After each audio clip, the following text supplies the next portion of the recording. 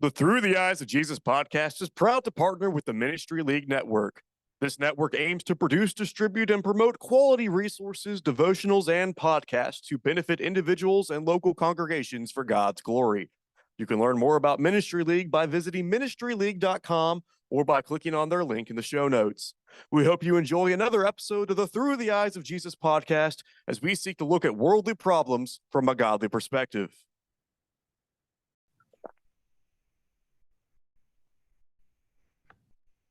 And a 1, and a 2, and a 5, 6, 7, 8. That was a guitar, and this is the Through the Eyes of Jesus podcast. Welcome back to the show. My name is Isaiah Leininger. Joining me today, as always, is my good friend Walker Howell. And today we've got a very special guest on the show with us as a part of our season about missionaries. Today we've got Byron Benitez with us. Go ahead and say hello, Byron, and give a quick introduction to those at home. All right. Greetings to everyone. It's my pleasure to be here. Thank you, Isaiah and Walker, for having me here. I serve as a missionary in Guatemala, Central America, together with my partner in justice, I'd like to say, Hawatha Jones, and my wife and my 2 boys. So it's a pleasure to be here and to be having this discussion with both of you today. We appreciate you taking the time out of your busy schedule to meet with us today. Like you said, you're a missionary in Guatemala, and that's why we brought you on the show for this episode. Of course, this is a part of our missionary season. We've had several guests come in from all over the world, different countries all over the world, and just talk about what it's like to be a missionary there. And so the congregation that I work with near Friedhardman supports Byron and has supported Byron for several years. And so when Walker and I came up with this idea for the podcast, I wanted to reach out to Byron. He had come and spoken at that congregation a few times, and gotten to know him a little bit, and it seemed like a halfway decent fellow. So well, I try. And again, we appreciate all that you and Hawatha and your families do down in Guatemala. Thank you. If you wouldn't mind, go ahead and give us kind of a brief background on your work in Guatemala. Kind of how long have you been there? What are some of the things that you've done? That kind of thing. The area of Guatemala. Sure. Be happy to. My pleasure. Well, after I became a Christian in 1989. I was in the Air Force. Hawatha was the one who actually taught me the gospel. And shortly after that, I found myself talking a lot about Jesus. And I think that's really the first time that I understood the idea of missionary or mission work before even understanding the Great Commission. Just the idea of being excited for your faith, having this great transformation, salvation, and just things that, as a non-Christian, you didn't know were possible. I got really excited. And I had no idea at that time that one can choose just to be a gospel preacher, because I grew up in the Catholic faith. And so I thought you needed to be chosen, ordained. It was a very special situation, and I didn't realize that you can actually choose. Some people say it's a calling that God gives you, but I think that, of course, a decision that you make goes along with your decision to follow Jesus. And so Hawatha and I started talking about doing mission work for a long time. We were originally going to go to Africa, and so we made plans to do that. And then, we decided, I'll make a long story short, to visit Guatemala, just to visit my family. I was born in Guatemala, and I moved to the United States when I was 2. So I was raised in California. So that's why I have a weird accent, the Californian accent, maybe. I'm not sure anymore. I've been living everywhere, so I'm not sure what accent I have. And so after we visited Guatemala just to visit my family, we were both working there at Bear Valley, at the Bear Valley Church of Christ, and with the Bear Valley Bible Institute, it's called now. We decided that Guatemala was a good option. We visited with some local preachers here. That was in 1999, made some survey trips. And then in March of 2000, we decided to make a 2-year commitment to come to Guatemala.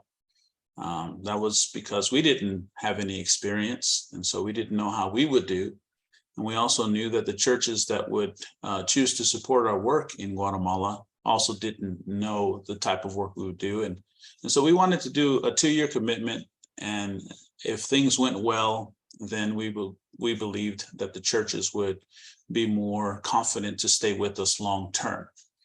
At the same time, we didn't want to commit to something that we didn't think we would do well if we didn't do well. And so after the 2 years, of course, we did decide that, yes, we can work here for long term. And we have thankfully had almost all of our supporters stay with us. Now we've been in Guatemala for 23 years. And so we've been working here. Both of us were single when we came to Guatemala. I'm now married, but we were both single missionaries with the idea of being Paul and Barnabas. And so that's why we came to Guatemala, to try to do the Lord's work here, where there's a lot of need. And so that's the real general background of what got us to Guatemala. We thought, well, I have some Guatemalan culture. I spoke Spanish, not very well at that time, but still I spoke Spanish. And so we thought, well, we can hit the ground running. And while Hawatha learned Spanish, he didn't know any Spanish except all of the normal American words, taco, burrito, those Spanish words. And so we thought, well, he can learn Spanish. And since I already know some Spanish, then it won't be completely just so difficult. We thought we were very wrong on this point, very wrong. It won't be so difficult because one of us will know the language and the other one will come along and learn.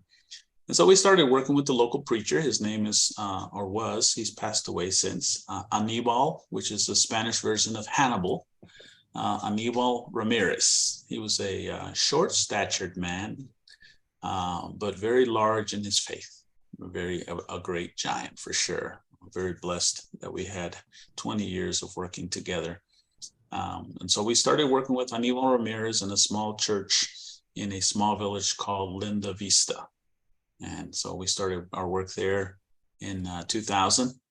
And so we just had no idea really. You learn about missionary work, you learn about culture, you study about these things, but it's never the same as when you finally go to live somewhere. And so we learned a lot of lessons by and through experience. I'm very thankful for them. Made a lot of mistakes. We hope that we did a lot of good things and are doing a lot of good things, but all of these things don't come without trial and error. And so since then, we have been involved with church planning. We have been involved in benevolent work, in helping people in all kinds of manners, as far as from shoe drives, giving away shoes, to medical clinic drives where we coordinate medical doctors and nurses to come and to see people in the community. We've helped schools, local schools. We've gone to hospitals, local hospitals, to visit there. And of course, we've also been very involved in trying to evangelize, the lost, teaching the local Christians how to evangelize, providing opportunities for the local community to hear about the gospel in different manners. And so I think being a missionary is what you make it. There is no limit as to what you can do. But I'll explain a little bit more about my concept of missionary after a little while. But that's more or less, I almost forgot a major thing, and that's we started a Bible school, an extension school of Bear Valley Bible Institute in Denver. We started that in 2008 as a Saturday program. And then in 2009, we started the full-time program for those who came to study full-time at our school. So we've been doing that since 2009, full-time, 2008 Saturday program. And so that keeps us busy. And we also have been receiving missionary teams almost since the beginning. So a lot of people have come through Guatemala. We've had a lot of blessings and a lot of challenges as a result of many people coming to visit us and work with us, and working with the local church and doing a variety of things. And so I'll be happy to share also some of the lessons learned as a result of hosting short-term missions, because long-term mission work and short-term mission work are both necessary, are both very beautiful, but they're two different categories, really. There are two different styles of ministry.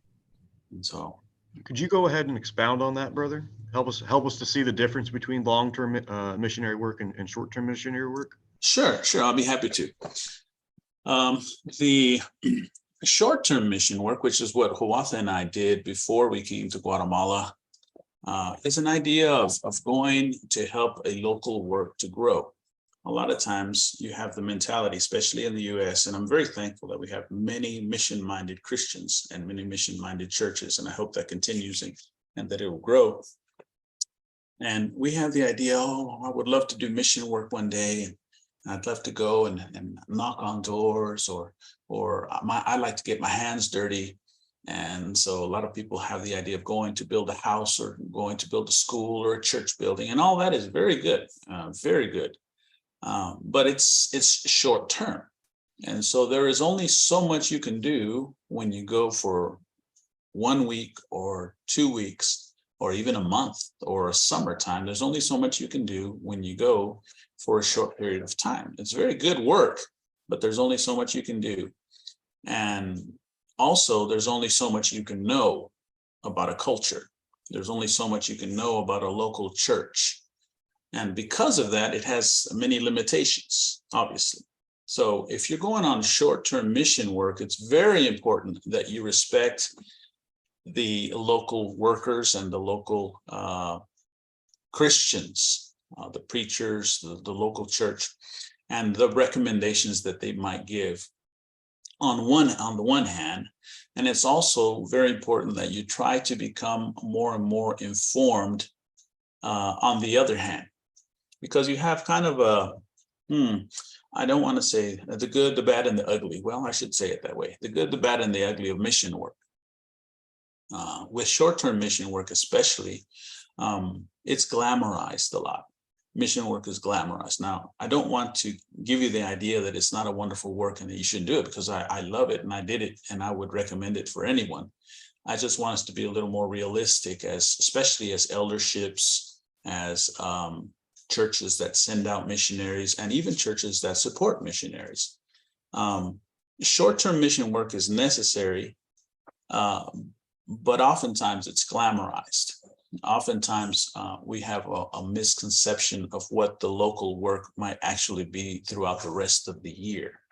And so we might send out a team. We might even go, for example, as preachers or missionary, local church members or elders.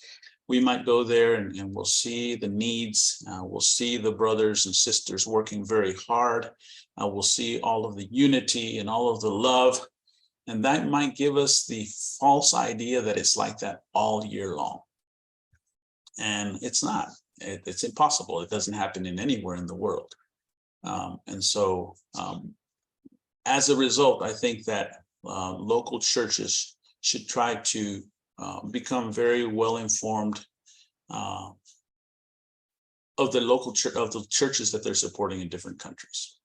And so short-term mission work does help to give you eyes there, but we do need to remember that everything is set up for that short period of time. And so they're going to put their best foot forward. We will put our best foot forward. And so that doesn't always necessarily reflect the reality of the local mission work when people are not there. So I just think that that's a reality check that we should keep in mind when we support mission work. That's why we always say, look, you can come at any time. You don't have to announce when you need to come, because we try to live not only during our short-term mission efforts when people visit us, but we try to live with integrity throughout the whole year. But oftentimes in places like Guatemala, in places like India, in places where we would call now third world countries or underdeveloped countries, it is often the case where you find people who have learned the system. And so there have been reports of people paying some local people to attend the worship service or attend the events while especially American missionaries come, so that they can show a good number of people, and of course receive support and receive donations and receive help. And so, you have that's kind of the bad part. Now, the good part of short-term mission work is that you have many genuine churches that have needs in all of these different countries, and you have some people that are really seeking to serve the Lord. And when missionaries come from the United States, they really bring a boost to the local work. They encourage Christians, some Christians that wouldn't normally come out or are not doing so well. They are eager to receive them. Unity is a part of what is necessary in order to prepare for a team. You have to have a good base, a good team to receive the missionary teams. And so it does benefit the local work. However, I'm not sure if I could say maybe more so, but at least as much, there is a benefit to the people who are sending out missionaries from the local churches in the US. Because what happens is they will come to a country like Guatemala, they will see how people live, and they will see how we worship, they will see how we have many challenges and we don't have all of the benefits and all of the luxuries that we do have in the United States. And oftentimes, some people will come to Guatemala on a short-term mission work, and that will change their perspective on their own lives. And that's a very big benefit, because these people see and they open their eyes, and all of a sudden God is touching their hearts through the needs of other people. And they begin to look at the world more globally. And they also begin to see that they need to go back and they need to serve more in their local congregations. And so short-term mission work, even though it helps the work in Guatemala or in India or in somewhere else, it also helps the church that is sending out the missionaries in big ways. And so this is one of the benefits that I would say, big benefits, that you can't put a monetary value on it. Some people say, yeah, but we're spending $2,000 just to send one person. Wouldn't you use that better in your local work in Guatemala? And we're like, well, we can use it. We can always use the money. But like Jesus said, the poor you will have with you always. And so we will never meet all of the needs economically and physically of the people here in the country here. So you try to find balance. You try to provide needs, and at the same time, you see that this money that these short-term missionaries are spending is really an investment. It's an investment in their spiritual development, in the benefit of the local church in Guatemala or somewhere else, and in the growth and in the strength of the local church that is sending them. And so that you cannot really put a price tag on. So the $2,000 that the eldership might say, you can use it some other way. Yes, but you can't place this person in that experience in any other way except sending them. And so when you do that, then they get excited. They start to raise money, or they begin to think about the country. They begin to think about the needs. They prepare, they get nervous, they get a passport. Then they make their way over to another country and they see the world in a different way. They realize that not everyone eats the same food. For breakfast, it's totally different. Not everybody dresses the same. Not everyone talks the same. But all of us are made in the image of God, and all of us have some common human needs.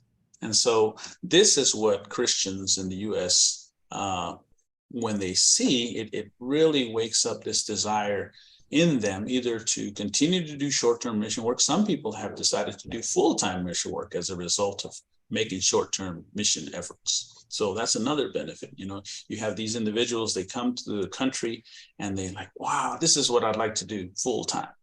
There are others who come to another country and they say, wow, this is great. We had a young lady who came here and she was going to study I don't remember the original career that she was originally going to study. When she got back, she's in the university, and she came to Guatemala. And as a result of her experience, she decided to go back to be a nurse because she wanted to do, I forgot what the term is now. That's terrible. Nurses that travel. I'm sorry? medical mission trips, or? Yes, similar to that, but she wanted to do traveling, a traveling nurse, because she wanted to do that and medical missions, because she thought, no, this is what I need to do. I love nursing, but I want to use nursing for the glory of God. Now, how do you put a price tag on that? When you have a transformation in this young lady who was thinking more just of a career and how I can make money, how I can be stable, to, okay, now how can I serve Jesus? And that is what I think local congregations in the States need to understand, is the great impact that it has on many people that make short-term mission efforts. In addition, and I'll finish with this point, people who make short-term mission efforts, they come back excited. So oftentimes they become more involved in their local work. And so we see that as a win-win. We want the church to grow wherever it exists. So if they come to help us here in Guatemala to build the church, to reach the lost, and to help edify the local Christians here, we also are aware that there is a transformation going on, and there's an opportunity of growth for these people that are coming to visit us. And we're hoping that what will happen is that when they return, that they will get more involved, and then the church where they are members will grow. And so we feel like we're also benefiting that church. And that's a dimension of short-term mission work that a lot of people don't understand. I think that's a huge blessing of mission work, and of you and Hawatha and other missionaries all over the world being able and being willing to bring in those short-term mission teams for the encouragement that they give you, and for the encouragement that they're going to be when they get back home. Certainly that is a huge blessing. And Right. you mentioned a couple others as well. But I'm sure there's some challenges as well for mission work going Yes. to Guatemala or any other country. I know you mentioned the school a few minutes ago that you and Hawatha run out of Bear Valley, or excuse me, associated with Bear Valley there in Guatemala. I know you've spoken before on some of the challenges that have come with that school, and with some of the other things. So if you wouldn't mind, go ahead and share a few things, a few details about some of the challenges that you face as a missionary in Guatemala. Sure. I'll be happy to. It is often the case in other countries, as it is the case also in the United States, that you have what is called territorialism. And we did not understand the depth of territorialism until we decided that we wanted to start a Bible school. And why? Well, because there was another school here, and I won't name the school, that had been started. And so you might ask, well, why do you start another school where there's already a school? Well, we weren't going to start another school. We had already made plans to start a school almost since the time we came to Guatemala. It's about 7 years before. We had talked about one of our goals was to start a preaching school. We were wanting to work with the local Christians, the local preachers. And so Aníbal and Hawatha and I, we discussed starting a Bible school, but that wasn't yet a project that we were ready to do in the first 5 years that we were here. And so the other school came to Guatemala through another Christian, and Aníbal Ramirez asked, because he was asked to participate in this school, he said, hey guys, what do you guys think about this school? And we're like, we analyzed it, we looked at its philosophy, we looked at its methods, and it looked very good. I'm like, hey, sounds great, go ahead and go for it. So he and some other local preachers, Guatemalan preachers, decided that they would be involved in that. But unfortunately, one of their co-workers, another local preacher, a Guatemalan, he decided, as he had often done before, we learned, to take over and to become the director, and pretty much said, look, you work with me, I need your help. And that's just the character he is. So he started the school. Still, we were kind of just missionaries working with another brother. And so we tried not to get involved with those local disputes. And so the school started. We looked at it, and then we realized that it wasn't so much what we had in mind as a preaching school. It had more to do with evangelism. They were really big on evangelism. So they sent their students out, 60, 70% of the time they were in school for 2 years, they would be outdoor knocking. And in fact, we even hosted a gospel meeting, a campaign from this school at our congregation, La Vista. And that is when we saw that their emphasis really was, maybe more so than we felt healthy, on evangelism. Because on one occasion, we heard the regional director, who was a man from the United States, tell his students that were doing the campaign there at our congregation, we have to have baptisms. We have to have baptisms. And of course, we believe in baptism, but we don't believe in forcing them.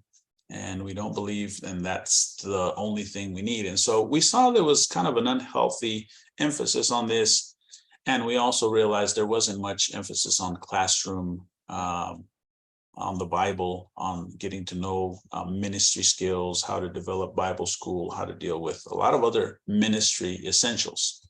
And so we began to think, well, maybe there is still room for us to have a Bible school. We thought we can have an extension school of Bear Valley.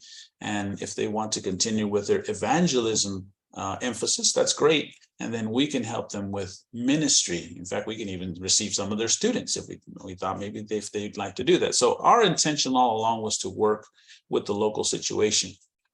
So we invited Bear Valley to come to present a project of how they do mission work, how they do extension schools is better, how they do extension schools. And so our brother, Dr. Denny Petrillo, and a few other guys came, and they presented the work on Bear Valley. So we got a lot of the local Christians and leaders together in two major cities. One was Quetzaltenango, and one was here in the capital city. So we first went to Quetzaltenango, and we had about 40 people in attendance, and they were all church leaders or preachers, etc. Excuse me. And the response was overwhelmingly positive. I mean, all of them were in favor of the project we were presenting, because the idea was to start a preaching school with the local Christians, the local preachers, and eventually turn over the preaching school to them. And we liked that model. And so we presented that to the local brothers here, and they were very in favor of it. And then when we came to the capital city, we had another meeting. And again, we were about 40, maybe 50 in attendance. And all of them were in favor also, except two. And it was natural. We almost expected it. The two who opposed it was the director of this other school and his associate. And we, of course, expected it. And we were going to just simply say, look, we can work together. Let's work together. We're not trying to take away what you're doing, but we have a different emphasis. So let's see if we can work together for the benefit of Guatemala, and even perhaps spread to other countries of Latin America. And let's see how we can work together. So our goals were to continue in unity, because that's what we have been trying to do since we've been in Guatemala, working with the local Christians. But Satan wouldn't have it that way. Unfortunately, this brother turned it into a doctrinal matter. And so what he did is he turned it into a matter of marriage, divorce, and remarriage. And he began to use terms such as the Valdosta movement and this and that. I can't explain all that right now, but basically they were all words and phrases with the intention of creating division. And that's pretty much what happened. The brother then pretty much started going from one congregation to another congregation, presenting us as false teachers that were bringing in a false doctrine, and that we're going to be trouble for Guatemala, even though we have been in Guatemala for 7 years. He says we're going to split churches and we're going to divide homes. And even though we did not have that reputation, unfortunately, some people believed him because he has influence. And so we began to defend ourselves originally. And when we saw that it was causing a division in the church in Guatemala, we chose no longer to defend ourselves. And we just let him just keep talking and attacking. And we chose just to move forward with the work that God, we felt, wanted us to do. And so ITL was born. Instituto Teológico Latinoamericano was born in the midst of conflict, because we since discovered that this brother was receiving a significant amount of money as a result of a lot of the students that go to his school. And that's why it doesn't matter if you don't teach these very young students, men and women, Bible. They had, unfortunately, and still have a very bad reputation in the church in Guatemala. They're not very stable. Oftentimes, they're very worldly. I'm not saying that about all the students. I'm just saying that this is very commonly known now in Guatemala.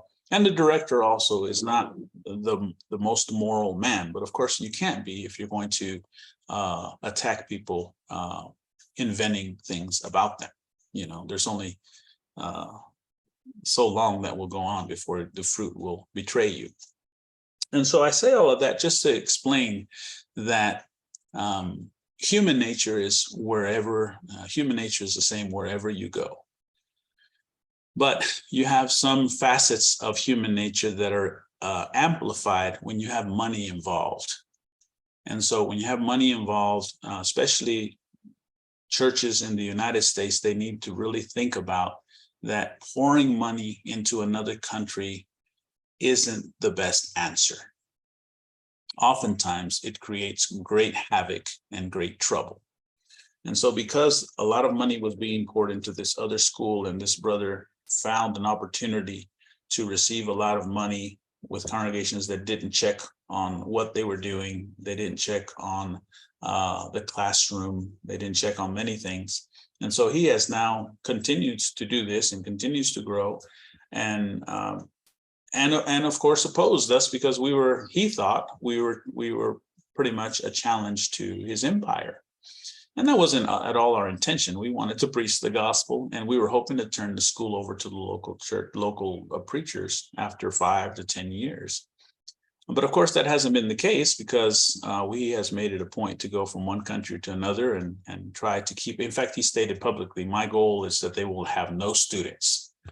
And but that's, again, if you look at the New Testament, Paul had opposition in that manner.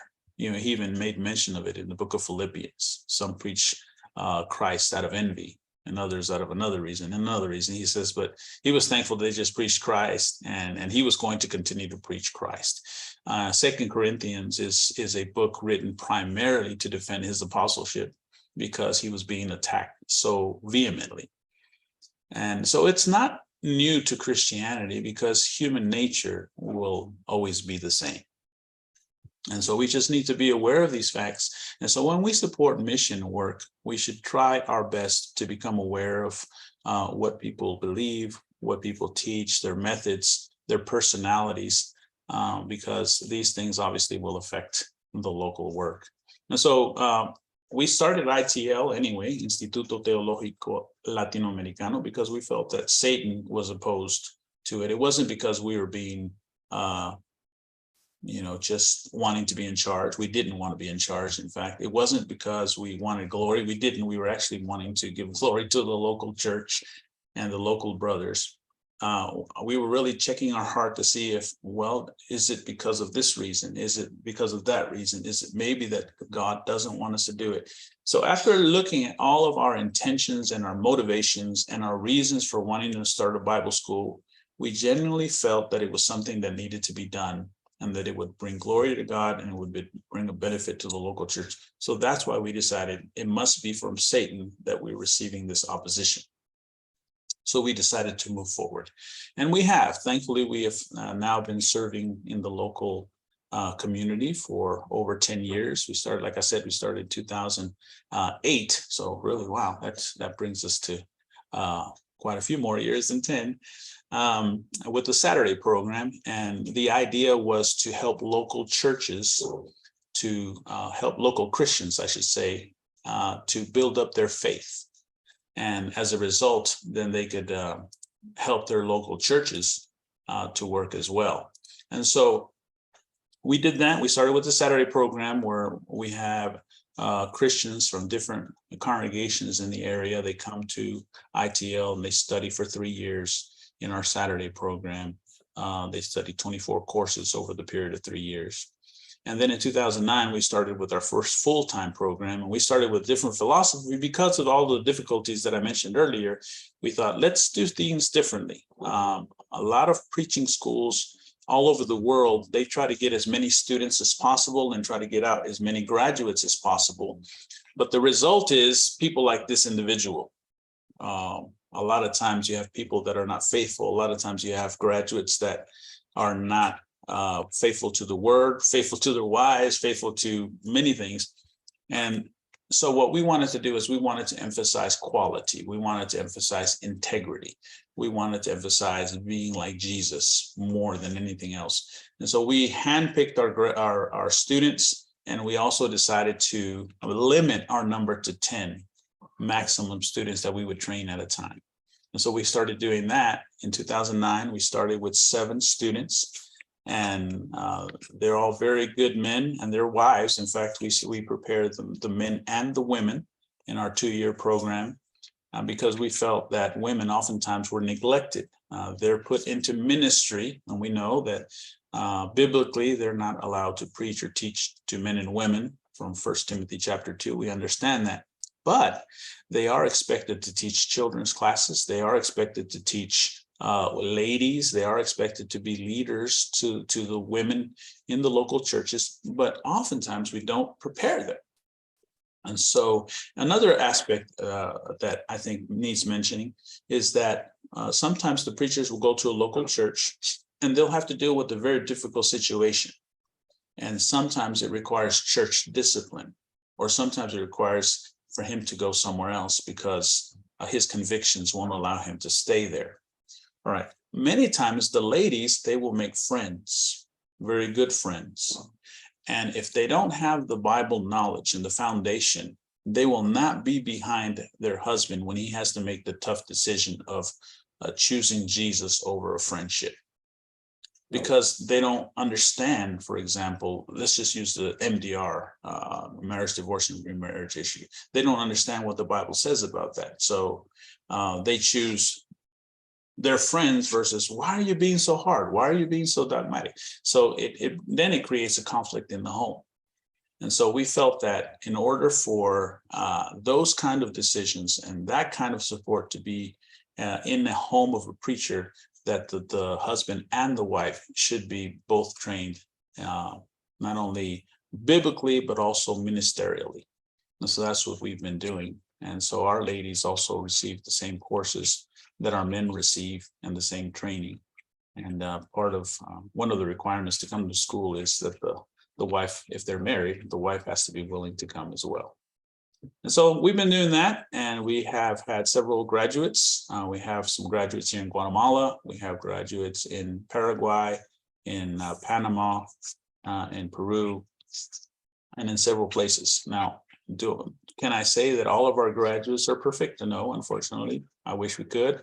But I can say that when we look at the percentages of the graduates that we've had and their faithfulness to Jesus and their faithfulness to the word, I would say that we have a bigger percentage of those who are than other schools because we've emphasized integrity and we've emphasized quality over quantity.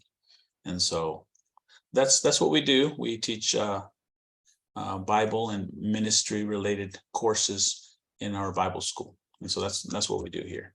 Aside from that, we also work with the local church. We work with mission efforts and all of the other little details that I mentioned earlier.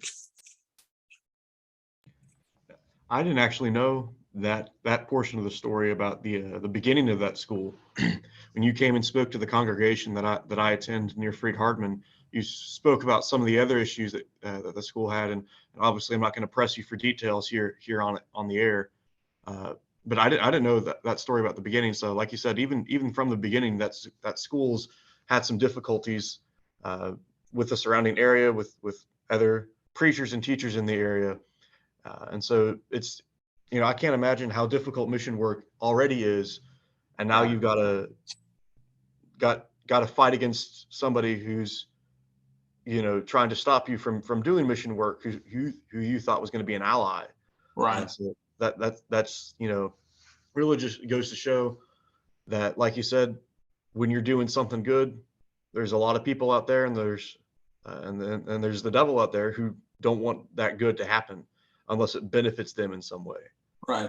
And I think the one of the lessons, or many lessons that we have learned, and one of the lessons that I think for those of you who are hearing me in this experience is that if you're trying to do something good and your intentions are good, expect opposition. Expect opposition. That doesn't necessarily mean that that the Lord is closing the doors to you. Sometimes it means that Satan is opposed to you. And so you have to really evaluate, if you look at scripture, are you doing things for the right reasons? Are you doing things that are right biblically, doctrinally? And so if the answer is yes, this is what God wants, and then you're seeing opposition, then it might be that God wants you to do it, allowing this opposition so that you will do it perhaps in a different way. Let me give you an example. Paul in Acts wanted to travel to Rome. He had that intention. We see that he mentioned it in his second missionary journey, and onward he had the idea of going to Jerusalem and then making his way over to Rome. He wanted to preach the gospel in Rome. In fact, when you read the letter to the Romans, his intention was go to Rome on his way to Spain. Okay, when he wrote the letter to Galatians, and he wrote to the Galatians, and he wrote the letter to the Romans, and as we read in Acts, he had that desire. It was right that he should want to preach in the capital city of the Roman Empire, the most powerful empire in the world, because what came to Rome would be repeated all over the place. It's like capital cities today. You know, what sticks in a capital city often goes everywhere. And so he understood that importance, but he didn't know how God was going to get him there. Right. And I believe that he may have even perhaps made a mistake in some of the things that he did when he got to Jerusalem, and in the vow that he made, and in his participation in the Jewish system, having been a Christian. Perhaps that was, some people don't agree, some people do agree, that perhaps that was even a mistake of how he did it. But the point is, he became a prisoner. He almost died in Jerusalem. He was almost torn apart. He was rescued by the Romans. He was jailed by the Romans. He spent 2 years in Caesarea, and then he was taken after a shipwreck and finally ended up in Rome. So did he get to Rome? Was it good to go to Rome? Yes. Was it the way he even expected or thought would happen? No, not at all. And so I say all of that to say, sometimes we have the idea, oh yeah, preaching school is good, or I want to do mission work, or I want to serve better in the ministry. I want to serve my Lord Jesus. You should. That's the right thing to do. But just be ready for things to change and for things not happen exactly as you had planned them. And so it's always good to plan, but let God take a hold of your plans and then do what he will with them. And so the old saying goes, if you want to make God laugh, tell him your plans, right? yeah. I think, Yeah. you know, being in the mission field, you've certainly experienced things like that. You've already mentioned, you know, conflicts that you've had with the school and difficulties, you know, even choosing where to begin in mission work. Mm-hmm. And so you know, like you said, you and Hiawatha had planned to go to Africa, and now you've been in Guatemala for 20 plus years and Right. been working with the school for about 15. Right. And so the idea of, you know, letting God have control of our lives, letting God have control of our ministry, because it's really all about him. Exactly. That's difficult to do. But it's important to have that right focus and not be so focused on bringing in wealth or glory or fame for ourselves, but redirecting it and shining back to the world who God is, not who we are. Right. And if I may, I would like to share two things. One has to do with ministry, and one has to do with culture. Regarding ministry, we arrived to Guatemala to work with Aníbal Ramirez. He was a graduate of the Baxter Institute in Honduras, and we didn't know him that well, but we met him in 1999 when we were surveying Guatemala and wanting to come to Guatemala, and he was recommended as a very humble man, which we found him to be. So we decided to work with him, and in 2000 we started working with him and formed a team with the local brother. And then as a result, he had already a local leadership team in the local church of Linda Vista. So what we what we wanted to do when we came to Guatemala was we wanted to help the local church grow, working with the local Christians, not leading, not telling them what to do. And that's a very big difference in philosophies with lots of missionaries. And so we would recommend doing it that way, because we have seen the other method and the other model, where especially missionaries from the United States, they go to a local place, and because they are from the United States, automatically, especially if they're underdeveloped countries, they automatically have power, money, and influence. All right, so we knew that we were coming to Guatemala with people viewing us that way, and we did not want to use that for our benefit, nor did we want to create a dependence on us, because you don't want that. You want a dependence on Jesus. You want a dependence on the Lord. Once you're gone, if something happens to you, you want the work to continue. Unfortunately, that hasn't always been the case with a lot of missionary efforts. And you have missionaries that go to countries and they are the authority, and what they say goes. And for example, there have been places where you have to wear a tie in order to serve the Lord's Supper in certain places. You investigate and you realize, well, where? You don't wear ties in other places. This culture in particular doesn't wear ties for important events. And I'm not talking about Guatemala, but I'm talking about another country. So you have this culture that doesn't wear a tie, and then suddenly they put on a tie for the Lord's Supper and for worship. Why? Because the missionaries wore ties, right? That's why they did it. And so they felt what the missionaries did, that's what had to be done.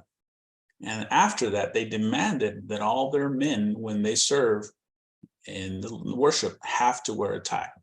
And so that's just one of the examples of many, multitude of examples of how we sometimes impose tradition and sometimes unintentionally, sometimes intentionally do it, sometimes unintentionally by example or by the mere fact of being a foreign missionary, we will be viewed as authority. And so we need to really be conscientious about that and try to avoid these kinds of mistakes. So when we arrived to Guatemala, working with Aníbal, that's exactly what he wanted us to do. He says, hey, you guys are the missionaries, you guys from the States. Hey, I'll let you do all the preaching and all the teaching and go for it. You know, we got to take advantage of you while you're here. Even though that sounds very humbling, you know, you're very thankful that he has that kind of view about you. That is not a healthy relationship for him or for the local church.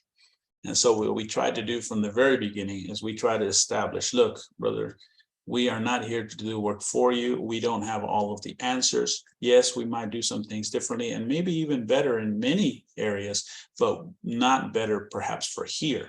We still have to learn the culture. We still have to understand how people think here. So let's work together. You have as much say and you have as much authority biblically as we do.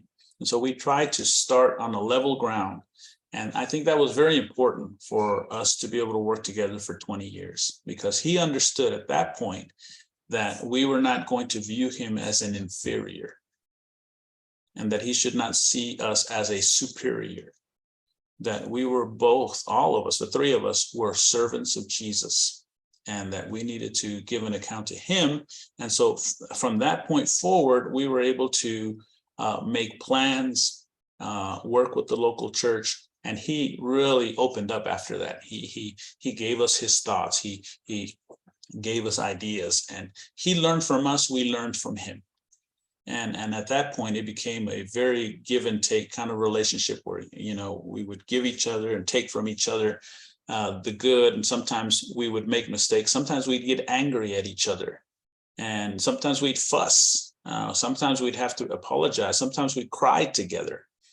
But we understood that we were a team, and that's another very important point of working as a team. And you have to be committed to each other and understand that any little thing is not big enough to break up your team. And so we went through very, very, very difficult situations as a result of this other brother who was attacking us. But we also had sometimes some really fierce differences where we had to work those out. Sometimes it took a few days, sometimes it took a few weeks, but eventually we would come back and we would, work out and reconcile and work our differences to continue. And so I think that's a very important mindset that people who plan to do either short-term mission work or long-term mission work need to understand, so that they don't come across as being the authority or not allow themselves to become the authority, even unintentionally, because the local people will project that upon you. And so you have to protect that. You have to try to protect yourself from that and protect the work from that. So that's one thing I would like to share. The other thing I would like to share, and that's the wonderful desire that the U.S. congregations have of helping other countries. It's a wonderful desire, but it needs to be balanced with wisdom. We came here and we saw the needs physically. People didn't have shoes, or they were really bad condition. Their clothing, you visit their homes and you see that their walls are not finished. Some didn't have any floors. Their chairs are all worn out, and some couldn't afford to pay the light bill, and some barely had anything to eat. I mean, the needs are tremendous, and they just break your heart, and you want to help. However, pouring money into these situations is not the wise thing to do. What it does is it creates dependency. It creates a lack of even integrity. And then it also fuels, I'm trying to think of this English word now, codicia. In English, it's covetousness. Okay, it fuels covetousness. And so when we support local work, especially in underdeveloped countries, we need to understand that pouring money is not always the best solution. And so I say that because we have seen how we had clothing drives and shoe drives, and we would set up we would bring in these huge boxes of clothes that were donated by many of our supporters in the States, and we would bring these huge boxes, and then we would categorize the clothes, and we would throw out the clothes. It was terrible. We wanted to give them just nice clothes. We're like, these people, would you wear this? No, you wouldn't wear this. Why are you expecting them to wear, And so we tried to give them nice clothes. We categorized the shoes. And then, of course, we announced to the local community, the local church, we're going to have this. And then on the day, it would be lines of people, just waiting to get in. And what we found is oftentimes that brought out the worst of people. People would get there early. And we decided, okay, we need to pass out numbers, because taking their word as to who came first, it doesn't work. They lie about it. Okay, so we gave numbers. All right, that works only so much. Also, they trade numbers. They sell numbers. Oh, you want my position? I have number one. And they're willing to trade it if they'll receive something in exchange. They'll hold numbers for their family members. So, people just, sometimes the worst of them comes out, greed and covetousness. And then we said, okay, you can go through the line and take what you need. And we learned after the first experience that if we didn't put limits on it, so the first people that went through grabbed a bunch of stuff, and hardly anything was left of the people in the back of the line. So we said, okay, we'll change that. We'll try to improve. Let's give a limit of, okay, you can take up to 3 garments per person. And that way we knew it would be enough for everybody in line, kind of guessed, and it'd be, should be enough. All right, well, that didn't work. They would take 3 and then to get back in line. But what we found out was they were getting stuff that they didn't need. They were getting stuff for their dog. Well, I'm exaggerating a little bit. They were getting stuff for everybody. And what they had planned to do is they were going to get it and then sell it. And so, of course, that wasn't the intention. The intention is that they would be helped and that they would receive these things. It wasn't to make a money-making, a racketeering situation. But these are just some of the little things that taught us. And it just happened over and over and over. This is just one of many examples, because, of course, when you move to underdeveloped countries, you want to help people. Your heart breaks. But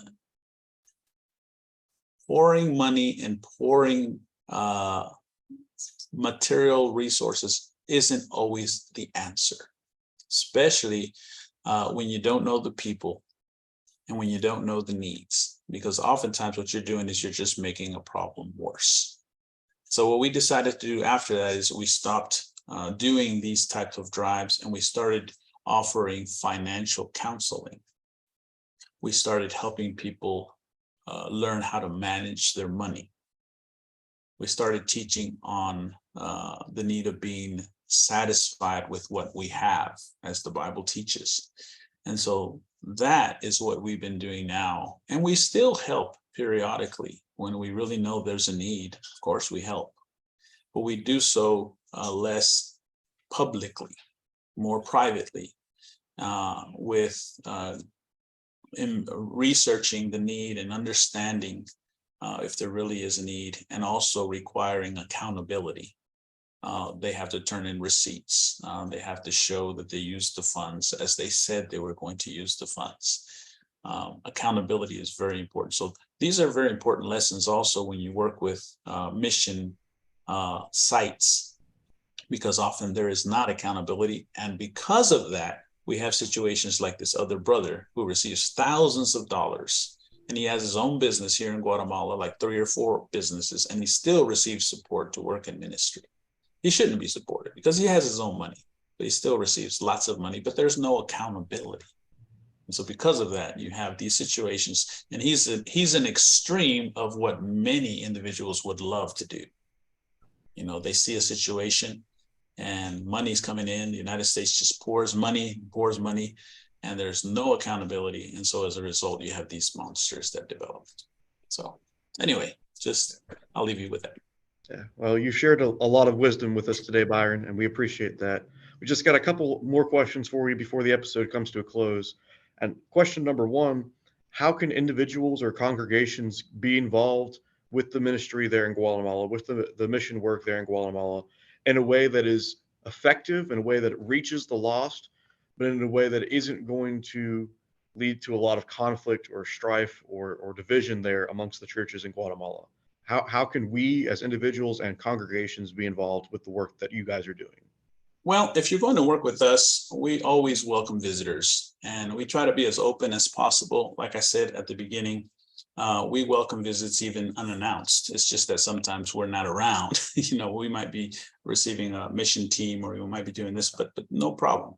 So we try to be as open as possible, but it's better if you let us know you're coming, only so we can coordinate, some efforts and some kind of project while you're here. But making a personal visit is one way that you can help. It always allows you to see with your own eyes, experience yourself what is going on. And we try to connect you with the local Christians as much as possible. There are some mission efforts where you go and you barely have any contact. We were on short-term mission efforts many times, and oftentimes we hardly had any contact at all with the local Christians. It was mainly with the missionary, and he said, do this and do that and go here and go there. And we understand now the reason that, you kind of have to be protective of your people that are coming. But at the same time, we realized that there was a very weak link there, and there was very little interaction with the local Christians. And so what we try to do is we try to develop opportunities for you to interact with local Christians, and so come visit the work. We'll let you get to know the brothers and sisters here, the local leaders.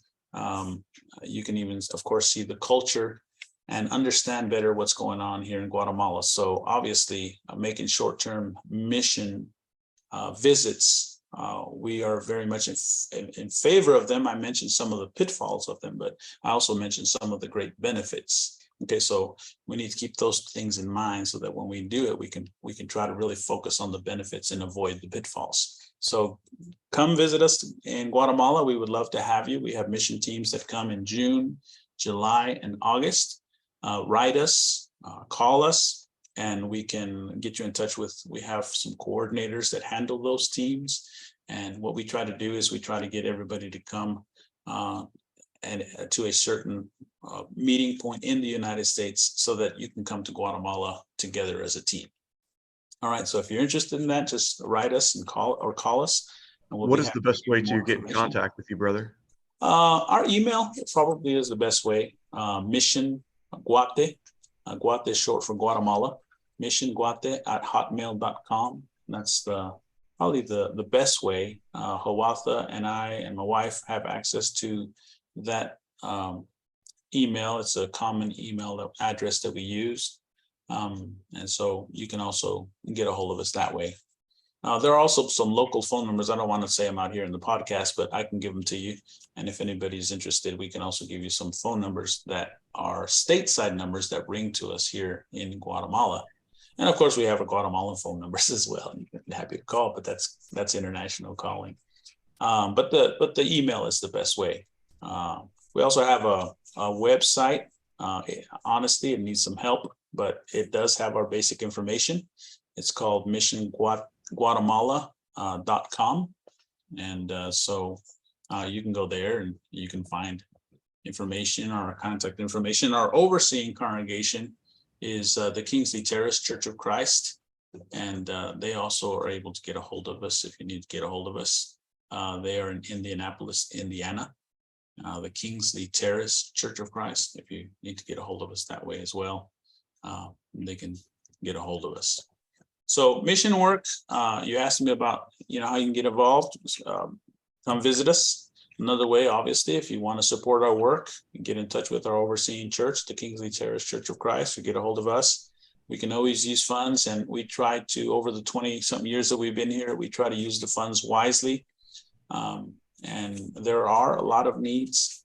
And so, of course, we would be happy to receive your funds and help the local church. Right now, we're thinking about a project at Linda Vista. We're growing, thankfully, and so we need to remodel the building. And one of the things that we want to do first is we want the local Christians to do what they can to build and to remodel the building. And then if there's some funds that are lacking still, then we would ask some people in the States if they want to help, but not before having the local Christians do what they can do. And so, that's another way that you can help. With the school, we have our students, they need books and got to pay the bills. And so that's always a good opportunity to help as well. And so I think I answered your question. Yes, sir. And the only other thing that I've got for you, sir, is, and we touched on this earlier, but can you share a little bit more about what it means for you to be excited about your faith and to really go out and share the gospel? And for those of us who maybe can't come down to Guatemala, what are some ways that we can share the gospel in our communities here in the States? Wow, that's a big question. How to be excited about your faith is really a very personal decision. I don't know that there's just one answer for that, because every individual is different, and you have to find out what is causing you not to be excited about your faith. But perhaps one of the things that helped me to be excited about my faith, I can tell you about my journey, that's that I shared my faith a lot with my friends and with my family. And I spent a lot of time reading the Bible. And another thing I think that really helped me was the ministry of song. Ministry of song to me was very important, as well as prayer. But I don't know, perhaps singing has been underestimated. But to me, the ministry of singing was very important, because oftentimes I would find hymns that would encourage me in one area or another. I would perhaps be struggling with this, and there would be one hymn that would really help me. For example, in my beginning of my faith, I realized that I was angry because my dad had left my mom and he had left our family. And so I realized that I needed a heavenly father that would leave me. So one of the a cappella songs, for example, is "Where is my father?" And that really hit home with me. And that really encouraged me to understand that God is my father that never leaves me. And so those kinds of things began to motivate me and make it very personal, make it very real in my life. And so I think that the ministry of song was something that really helped me. Hymns in your life, I think, are very important. And another thing is do short-term mission efforts. Even if you don't plan to do full-time missionary work, I would recommend short-term mission efforts. It doesn't have to be to another country. It can be to another city. It can be to another state. And that will also really spark your interest in doing local work. Also visit hospitals, visit convalescent homes, visit people who have needs. And I think that really also helps us to see, look, there's really a lot that I can do. I mean, there is. You don't have to leave your city. Just open your eyes and understand that there are needs. And Romans chapter 12, 1 Corinthians chapter 12 talk about how we are members of the body. And what those passages are saying is like, I'm a finger, or I'm a hand, or I'm an eye, I'm an ear. But a lot of times we just relate that to one another and how we have different talents. But I think that we really need to look at it as that we are an extension. We are the body. We are Jesus' hands. We are Jesus' feet here on this earth. So how should I serve as a listening ear for Jesus if that's my talent? How should I serve as a listening hand, as a hand of comfort or service for Jesus if that's my talent? So getting excited about my faith can come in a variety of ways. I think service is one very big instrument to bring that about. I mentioned earlier singing, prayer, being involved with your local church, very important. And then, of course, sharing your faith. Also, understand this to finish. All of us, when we become Christians, when we come out of the water, we've been baptized, all of us were commissioned as missionaries. All of us. That's why we call it the Great Commission. Okay. So all of us really are missionaries, whether we are in Guatemala or whether we are in Tennessee or whether we are in Germany. All of us as Christians, because we follow Christ, are missionaries. And I think that's what we need to understand and really accept and live out. Absolutely. I appreciate you so much for taking some time out of your busy day to spend with us here on the show. We wish you and Hiawatha and your families the best. Thank you. If there's anything that we can do to help you, please let us know. Walker, is there anything else that needs to be said before we close out the episode in prayer? Not that I can think of. I think it's been a great episode. All right. Well, if you at home have any questions for us or any questions for Byron, we have plenty of ways to get in contact with us. You can find us on Facebook, on Instagram, on Twitter. You can email us at info@tteoj.com. We have a website, tteoj.com. There's a phone number on that website as well. There's plenty of different ways that you can get in contact with us. If there's anything that we can do for you guys at home, we would love to be able to do that. If there's nothing else that needs to be said, we love you guys. Again, Brother Byron, thank you so much for coming on the show. And thank you for having me. Thank you. We appreciate you. We appreciate you and Brother Hiawatha and all that you guys do in Guatemala. And if there's nothing else that needs to be said, we'll close the episode off in prayer. Dear Heavenly Father, Lord, we thank you so much for the strength and the protection that you've given to men and women like Byron and Hawatha and their families, for all the work that they've done for you to go out into the world and to leave their home and to go to new places and to teach the gospel to those who are lost, to be encouragement to the Christians who are there. Help every Christian, Lord, no matter if they're traveling the world or staying at home, to be an example of you, to shine your light into the world. Help us, Lord, to focus on you and to strive to be more like you every day, and to teach people about your sacrifice that Jesus made on the cross to save us from our sins so that we could be with you in heaven for all eternity. Lord, thank you so much for all that you've done for us. It's in your name we pray. Amen.